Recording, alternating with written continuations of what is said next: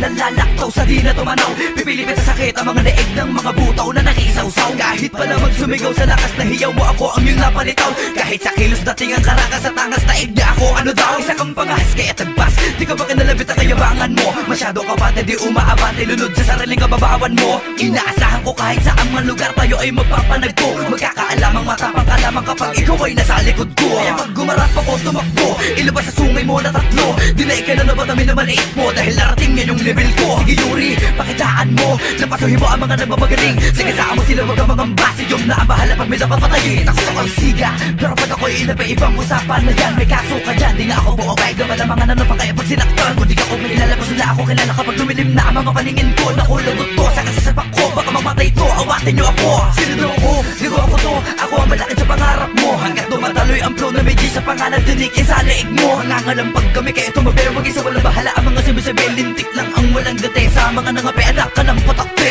Bakit ba kami pa ang kinante, dami na lahat ng iyong kakampi. Magsihandaan lahat o ubusin na pag sumalaki sa hating gabi. Malumanay na tugon ay dapat ikaw ni baon na sumasalisi. Di ka pa to panahon ko ba na panahon ay mga nahinog na kami. Pwe! Okay, tapos na kayo.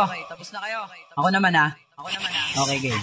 Sinong nagsabi? Di kami babalik, bubulalo lahat kami ay umalis. Nagkamali ka ng inakalapan o pala sinasabi mo naglaho na lahat ng papangis. Paano ba naman kasi ang dami ko na pinipilit kami sirain para di na umangat. Di pa rin ba maalis sa utak mo ang mga salita ko malatigre kung kumagat. You're just a piece of shit. Di ka pinaaral mabuti ng inay mo tapos nag-aastang veterano patumpukin ng inan ko. Di kami yung tipo na kailangan papatulan, papato ka ba ang utak mo na balatuba. Di ganun kakitid ang utak ko para mapapasin ba ang verses nyo na balahura. Sige manghula ka ba na mga walang kwenta mong prediction. Bibitayan lang kita ng pabalagbag para madala ka na sa ameleksyon. Nagulat ka dahil ang apat na demonyo'y bumalik na